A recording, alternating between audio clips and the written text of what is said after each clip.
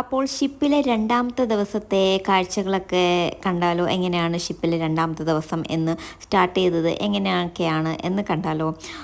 രാവിലെ എഴുന്നേറ്റു, നല്ല എന്താ പറയുക, ഫ്രഷ് എയറൊക്കെ ഇങ്ങനെ എന്താ പറയുക, നമ്മളെ തട്ടിത്തഴുകി പോവുക എന്നൊക്കെ പറയാറില്ലേ, ആ ഒരു എന്താ പറയുക ഫീലായിരുന്നു. പിന്നെ നല്ല തണുപ്പുണ്ടായിരുന്നു. നല്ല തണുപ്പെന്ന് വെച്ചാൽ നല്ല നല്ല അടിപൊളി ഫീലുള്ള തണുപ്പ്. പിന്നെ ഈ പറയുന്ന കണക്ക് നടുക്കടലിൽ നിൽക്കുന്ന ആ ഒരു ഫീലുണ്ടല്ലോ, ചുറ്റിനും വെള്ളം, അയ്യോ ഒന്ന് ചാടാൻ തോന്നുന്നുണ്ട്. അത്ര നല്ല അടിപൊളി വ്യൂ എന്ന് വെച്ച് കഴിഞ്ഞാൽ അടിപൊളി വ്യൂ ആണ്.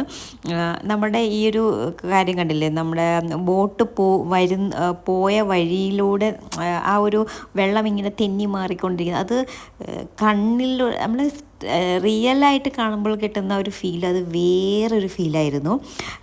ഇതെല്ലാം കണ്ട് കാഴ്ചകളൊക്കെ കണ്ടതിന് ശേഷം നേരെ ഓടിപ്പോയത് ബ്രേക്ക്ഫാസ്റ്റ് കഴിക്കാൻ വേണ്ടിയിട്ട്. ഡിന്നർ ഭയങ്കര അടിപൊളിയായിരുന്നു. അപ്പോൾ പിന്നെ ബ്രേക്ക്ഫാസ്റ്റിൻ്റെ കാര്യം പറയേണ്ട ആവശ്യമില്ലല്ലോ.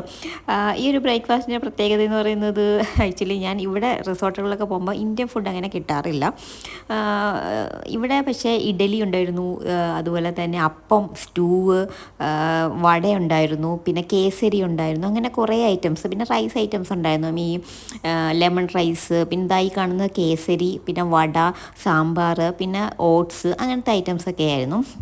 അത് നമ്മുടെ കേരള ഒരു ടച്ചൊക്കെ ഉള്ള ഒരു ഫീലുള്ള ഒരു ഫുഡൊക്കെ കഴിയുമ്പോൾ നമുക്ക് കുറച്ചും കൂടി ഹാപ്പി ആവുമായിരുന്നു. നല്ല വടയായിരുന്നു. ഞാൻ പറഞ്ഞില്ലേ ഫുഡ് അടിപൊളിയായിരുന്നു. കഴിഞ്ഞ വീട്ടിൽ ഞാൻ പറഞ്ഞായിരുന്നു ഫുഡ് അടിപൊളിയായിരുന്നു. അപ്പോൾ നേരത്തെ കണ്ട ആ ഒരു വ്യൂ കണ്ടില്ലേ, ആ ഒരു ബോട്ട് വന്ന വഴി കാണുമ്പോൾ ഒരു വല്ലാത്തൊരു ഫീലാണ്.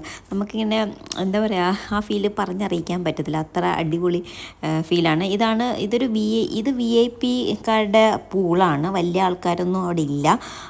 പിന്നെ ഈ എന്താ പറയുക, ഇതിൻ്റെ പേരെനിക്ക് പറയാൻ അറിഞ്ഞുകൂടാ, മറ്റേ സോപ്പ് പതയിൽ ഇങ്ങനെ കളിക്കുക എന്നൊക്കെ പറയാറില്ലേ, ആ ഒരു സംഭവമായിരുന്നു.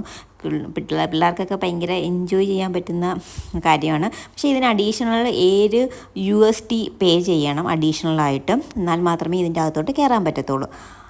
ഇനി ബാക്കിയുള്ള വിശേഷങ്ങൾ നിങ്ങൾ കണ്ടു തന്നെ നോക്കിക്കോളൂ.